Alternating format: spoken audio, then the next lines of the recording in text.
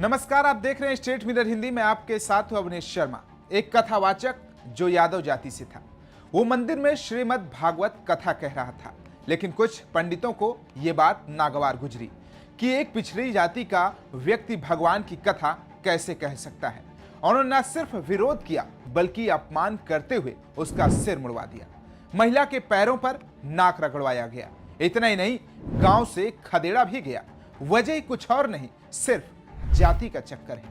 अब सवाल यह है कि क्या भगवान जाति देखकर भक्ति स्वीकार करते हैं? श्री राम ने शबरी के जूठे बेर खाए, श्री कृष्ण ने यदुवंशी होकर सारी दुनिया को गीता का ज्ञान दिया, फिर इंसानों ने भगवान के नाम पर जाति की दीवार क्यों खड़ी कर दी?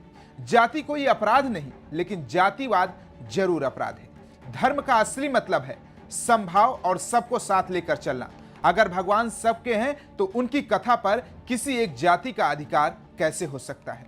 भारत को धर्म भूमि कहा जाता है, लेकिन जब एक यादव जाति का युवक कथा सुनाए और पंडित उसे अपवित्र बताकर उसका सिर मुड़वा दे तो धर्म शर्मिंदा होता है।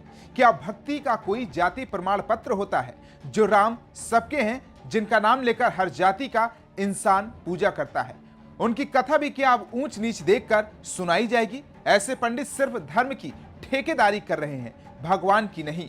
क्योंकि असली भक्त वही होता है जिसके मन में प्रेम और समर्पण हो, ना कि जाति का अभिमान। दरअसल यूपी के इटावा जिले के बकेवर थाना क्षेत्र के दादरपुर गांव में एक शर्मनाक घटना ने सामाजिक और राजनीतिक हलचल मचा दी है। कथावाचक मुकुट मणि यादव और उनके सहायक संत कुमार यादव गांव में भागवत कथा करने पहुंचे थे। आरोप है कि कथा के दौरान उनकी जाति पूछने के बाद कुछ लोगों ने उन्हें फर्जी कथावाचक बताकर बंधक बना लिया। साथ ही लोगों ने मारपीट की और गलत बर्ताव किया। इस दौरान हारमोनियम तोड़ने और मानव मूत्र छिड़कने की भी बात सामने आ रही है। जानकारी के मुताबिक 21 से 27 जून तक दादरपुर गांव के एक मंदिर में श्रीमद् भागवत कथा का आयोजन किया गया था। कथा के दौरान औरैया के अछहलदा से आए भगवताचार्य मुकुट मणि यादव और उनके सहायक संत कुमार यादव को बुलाया गया था। 21 जून को कथा के पहले दिन कलश यात्रा निकली, लेकिन रविवार की शाम को कुछ गांव वालों ने कथावाचक पर जाति छिपाने का आरोप लगाया। बताया जा रहा है कि जब कथावाचक ने अपनी जाति यादव बताई तो कुछ लोगों ने इसे लेकर आपत्ति जताई और उनके साथ अभद्र व्यवहार शुरू कर दिया। वायरल वीडियो में दिख रहा है कि भीड़ ने मुकुट मणि और उनके सहायक की चोटी और बाल काटे, फिर उन्हें एक महिला के पैर छूने और नाक रगड़ने के लिए मजबूर किया। इतना ही नहीं, आरोप है कि पीड़ितों को 5 घंटे तक बंधक बनाकर रखा गया। उनके हारमोनियम को तोड़ दिया गया और कथित तौर पर उन पर मानव मूत्र का छिड़काव भी किया गया।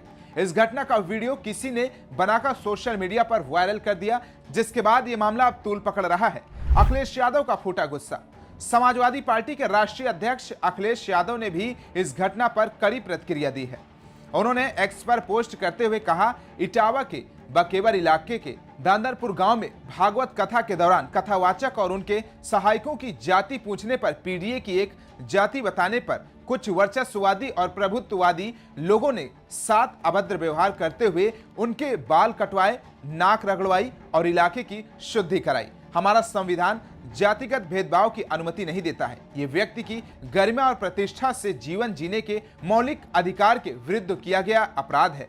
सभी आरोपियों की तत्काल गिरफ्तारी हो और यथोचित धाराओं में मुकदमा दर्ज किया जाए। अगर आगामी 3 दिनों में कड़ी कार्रवाई नहीं हुई तो हम पीडीए के मान सम्मान की रक्षा के लिए एक बड़े आंदोलन का आह्वान कर देंगे। पुलिस ने दर्ज किया मुकदमा।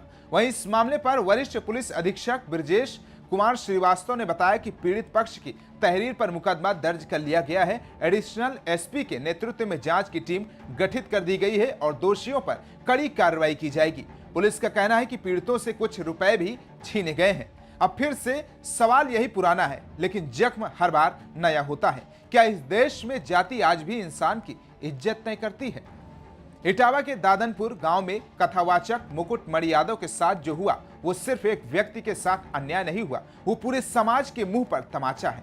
कहते हैं राम कथा मोक्ष का रास्ता है, लेकिन यहाँ तो कथा सुनाने वाले की नाक रगड़वा दी गई, बाल काट दिए गए, सिर मुड़वा दिया गया और फिर गांव से खदेड़ दिया गया। तो कैसा लगा हमारा वीडियो? कमेंट बॉक्स में फीडबैक जरूर दीजिए। बाकी तमाम देश और दुनिया की खबरों को देखने के लिए देखते रहिए स्टेट मिरर हिंदी।